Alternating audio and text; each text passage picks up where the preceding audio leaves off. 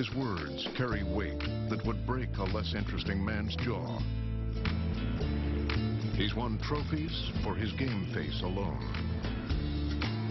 He bowls overhand. He is the most interesting man in the world. I don't always ride roller coasters, but when I do, they always have loop-de-loops and up-de-loops. The two basic principles behind roller coasters are Newton's first law of motion, stating an object in motion stays in motion unless acted upon by an outside force, and the law of conservation of energy, stating that energy cannot be created or destroyed. The driving force behind roller coasters is gravity. Once the roller coaster is brought to the top of the first hill by the lift, the only forces acting on it the rest of the way are gravity, friction, and air resistance. The feeling of being pressed into your seat at the bottom of the first drop is the result of your inertia or the resistance of any object to a change in its state of motion.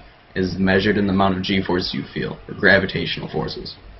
During loops, you experience acceleration due to a constant change in direction. The constant changing in direction causes you to feel pressed into your seat due to your inertia. Centripetal acceleration is pulling the train towards the center of the loop, but is felt by passengers as a force pushing you to the outside of the loop.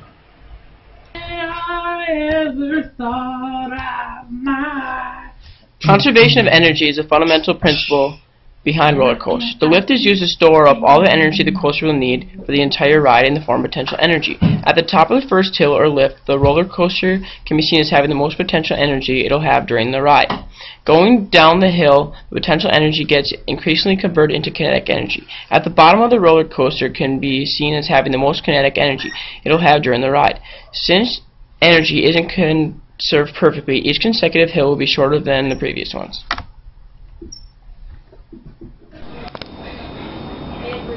I'm Scott Lemire, and this water won't come out of this cup due to centrifugal force.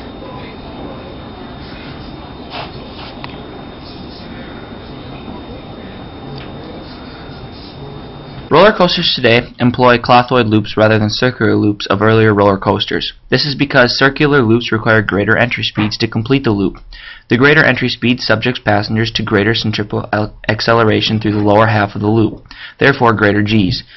G-forces are used for explaining the relative effects of centripetal acceleration the rider feels when on a roller coaster.